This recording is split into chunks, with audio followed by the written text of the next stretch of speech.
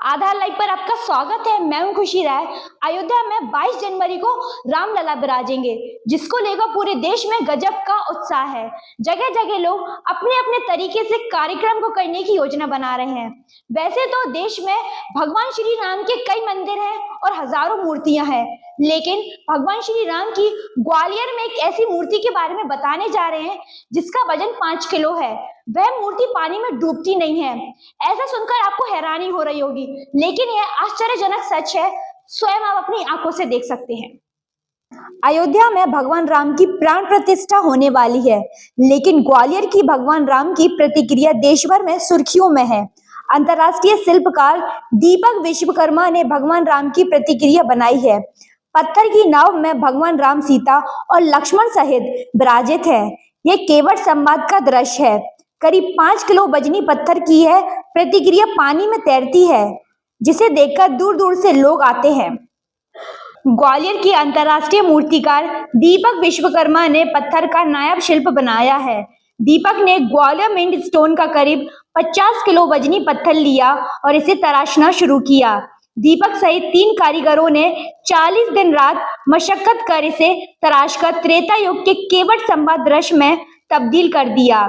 पत्थर की इस नाव में भगवान राम, लक्ष्मण, सीता सहित विराजित हैं और केवट नाव चला रहे हैं। भगवान राम को जब वनवास मिला था तो केवट ने उन्हें अपनी नाव में बैठाकर जंगल में छोड़ा था। पानी में तैरती पत्थर की नाव इसी दृश्य को दिखा रही है।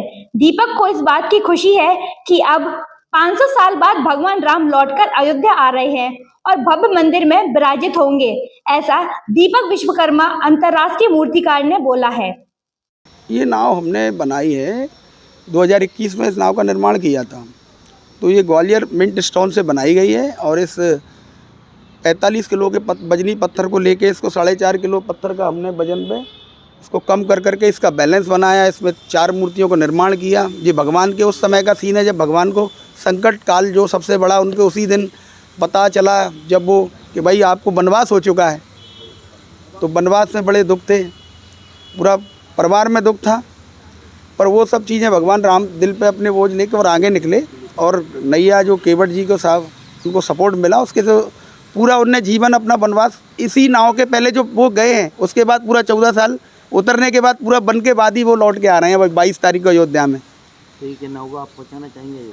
हाँ बिल्कुल, अगर कहीं से मौका मिलेगा महाराज साहब से भी यही विनती करते हैं, जो भी हमारे बड़े लीडर हैं उनको सोचना चाहिए कि ये एक अद्भुत चीज़ उनके पास है, ताकि इसमें ग्वालियर का मान सम्मान बढ़े और ये नाव वहाँ जाके एक इसको स्थान मिले ताकि करोड़ों राम भक्त इसके दर्शन करें। क्योंकि ये सजीवन राम बैठे हैं, किसी पत्थर का पानी पे चलना कोई कलाकार के बस की बात नहीं है।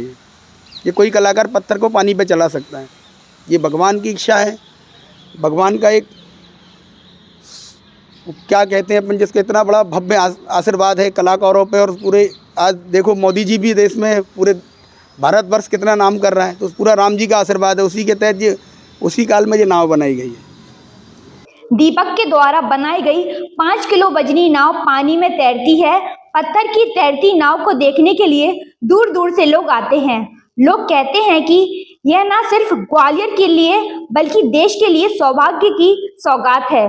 लोग चाहते हैं कि इस नाव को भगवान राम की प्राण प्रतिष्ठा के दौरान सरयू में भी चलाना चाहिए। ऐसा देवकी नंदन सैलानी ने बोला है।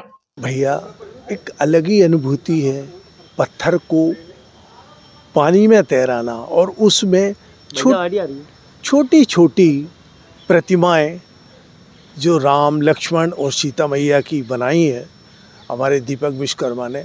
ये हमें एक देखकर बड़ी एक हार्दिक प्रसन्नता होती है कि हमारे यहाँ ऐसे ऐसे कलाकार मौजूद हैं जो आज भी पत्थर को पानी में तैरा सकते हैं, जिसका बैलेंस ही निकालना मामूली नहीं है। ये एक बहुत दिमाग से और बहुत कैलकुलेशन से निकाला जाता है। तो मतलब इसको सरयू में तैराना चाहिए नाव? इस नाव को सरयू में तैरा देंगे तो करोड़ों लोग देखेंगे, और क्या है। जैसे आज आप यहाँ से ये ले जा रहे हैं कलेक्ट करके, ये मीडिया में आप दिखाएंगे दुनिया को। तो वैसी अनुभूति है राम मंदिर का भव्य। देखिए राम मंदिर का भव्य जो राम जी की प्रतिमा स्थापित हो रही है, वो इस देश के लिए बहुत बड़ी बात है। और वैसे ही ये जो कलाकारी हमारे दीपक विश्वकर्मा ने की है, ये एक बहुत महत्वपूर्ण चीज़ है। मैं हरीश धवन ग्वालियर से हूँ। मैं भी एक शिल्पी हूँ और इस कला के कार्य को मैं बहुत लंबे सालों से करता चला आ रहा हूँ। और मेरे नाव को दिखकर आप जी, ये जो नाव आप यहाँ देख रहे हैं जो पानी में तैर रही है, ये हमारे मित्र, हमारे भाई, हमारे सखा ने इसको सिंगल एक वन पीस पत्थर में निर्माण करा है। ये पत्थर ग्वालियर का मिंट स्टोन है। ये इसमें जो 3 प्रतिमाएं आप देख रहे हैं, राम, लक्ष्मण और सीता जी की देख रहे हैं, और साथ में आगे जो केवट है, जिस ढंग से केवट उसको चला रहे हैं, वो उनके जो हाव भाव हैं, एक नाव को चलाने में कितना प्रेशर लगता है पानी में, वो सब पूरे के पूरे उनके चेहरे पे, उनकी मांसपेशियों पे पूरा अंकित होकर एक साकार रूप में दिख रहा है। आप इसको जो देख रहे हैं, ये बहुत ही अपने आप में एक अद्भुत कृति है और ये ग्वालियर का विशेष रूप से गौरव है। और हमारा ये मानना है कि और भी इससे ज़्यादा गौरव का रूप में ये एक बड़ी कृति और बनाएं।